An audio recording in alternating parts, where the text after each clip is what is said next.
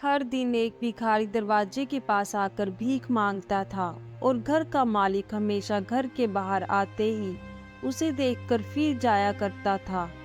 कई बार उसके लिए गालियां भी बकता। वो कहता, तू जिंदा ही क्यों है? पूरी जिंदगी ऐसे ही भीख मांगेगा क्या? धरती का बोझ क्यों बना बैठा है? और कभी कभी उस भिखारी को गुस्से में वह धक्का भी मार दिया करता। इतना कुछ हो जाने के बावजूद भिखारी के मुंह से सिर्फ यही निकलता कि भगवान तुम्हारे पापों को माफ करे।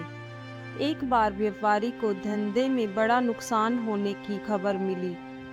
व्यापारी बहुत परेशान था कि तभी उसके दरवाजे पर वही भिखारी आया। गुस्से में अपना आपा खोते हुए व्यापारी ने उस भिखारी को पत्थर दे मारा। पत्थर लगने के कारण भिखारी का सर फूट गया और उसके सर से खून बहने लगा। फिर भी दर्द से कराहते हुए भिखारी ने इतना ही कहा, भगवान तुम्हारे पापों को माफ करे। भिखारी वहां से चला गया। भिखारी सोच में पड़ गया। भिखारी को पत्थर मारा, फिर भी उसने सिर्फ प्रार्थना की। व्यापारी का मन शांत हुआ। भिखारी का रहस्य जानने के लिए व्यापारी ने भिखारी का पीछा करना शुरू किया। भिखारी जहाँ जहाँ जाता व्यापारी उसके पीछे पीछे जाता। उसने देखा कि कोई उसको खाना देता, कोई उसको मारता, कोई अपमानित करता तो कोई गाली देता। लोग भिखारी के साथ चाहे जैसा व्यवहार करते, लेकिन भिखारी सबके लिए एक ही प्रार्थना करता, भगवान तुम्हारे पाप माफ करे। अब रात होने को आई थी। भिखारी अपने घर जाने के लिए लौटा। वो अपने घर पहुंच गया, लेकिन व्यापारी अब भी उसका पीछा कर रहा था। एक पुरानी टूटी हुई खटिया पर एक बूढ़ी औरत लेटी हुई थी। काफी कमजोर और बीमार लग रही थी।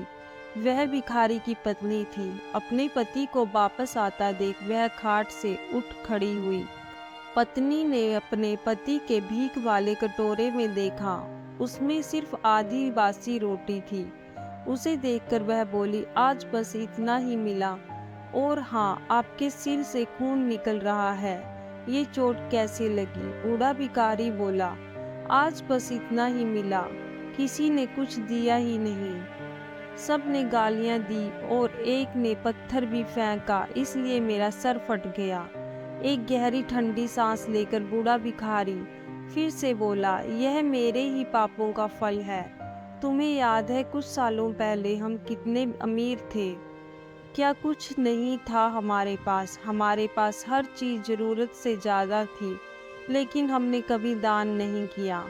और उससे भी बुरा हमने उस अंधे भिखारी के साथ किया जो हमारे द्वार पर भीख मांगने आया करता था। बूढ़ी पत्नी की आंखों में आंसू आ गए। वह बोली, हाँ, हम उस बेचारे अंधे के साथ बहुत बुरा करते थे, उसका अपमान करते थे, उसे खाने के लिए रोटी की जगह कागज दिया करते, उसका मजाक उड़ाया करते और कभी कभी मारा भी करते। मैंने कभी उसको रास्ता नहीं दिखाया। एक बार मैंने उसके मुंह पर मिट्टी भी फेंकी थी और वह हमेशा दुखी होकर यही कहता कि भगवान तुम्हारे किए की सजा देगा, भगवान तुम्हारे पापों की सजा जरूर देगा। उसका श्राप सच हुआ और हम इस दुख भरी जिंदगी में आ गए। भिखारी बोला, हाँ, उसका श्राप सच हुआ, इसलिए मैं किसी को बद्दुआ नहीं देता, चाहे कोई मेरे साथ कैसा भी बर्ताव करे। मैं हमेशा उसके लिए प्रार्थना करता हूँ।